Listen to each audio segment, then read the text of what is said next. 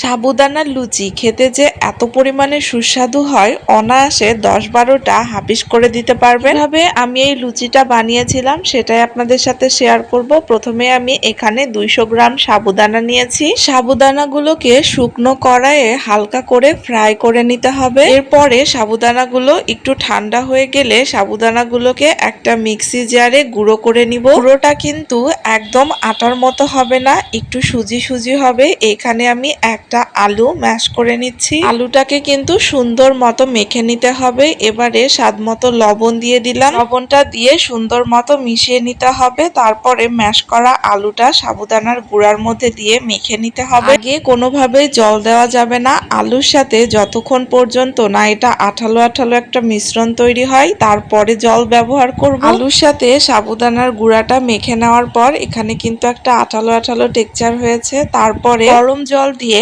একটা ডো তৈরি করে নিব। জল দেওয়ার পরপরই দেখবেন একটা আঠালো ময়দার খামির মতোই হয়ে যাবে। সাবুদানাটা কিন্তু প্রচুর পরিমাণে জল টানে। আর এখানে আমি লুচির মতো করে লাচি কেটে নিয়েছি। তেলের মধ্যে ডুবিয়ে ডুবিয়ে একদম লুচির মতো শেপ দিয়ে এটাকে বানিয়ে নিতে হবে। এই লুচিটা খেতে যে এত পরিমাণে সুস্বাদু হয়, আপনি একটার জায়গায় 10টা খেয়ে ফেলবেন অনায়াসে। সাবুদানার লুচিগুলো কিন্তু ময়দার লুচির মতোই একদম ফুলকো ফুলকো হয়। গরম গরম অবস্থায় একটু ক্রিস্পি থাকে, আর ঠান্ডা হয়ে গেলে একদম টিস্যু পেপারের মতো নরম সফট হয়ে যায়। আপনারা ভিডিওতে খেয়াল করলেই দেখতে পারবেন লুচিগুলো কি পরিমাণে ফুলকো ফুলকো হয়েছিল। আর এই লুচিটা খাওয়ার জন্য আমি একটা সাদা আলুর তরকারি তৈরি করেছিলাম, এটার রেসিপিও শেয়ার করব।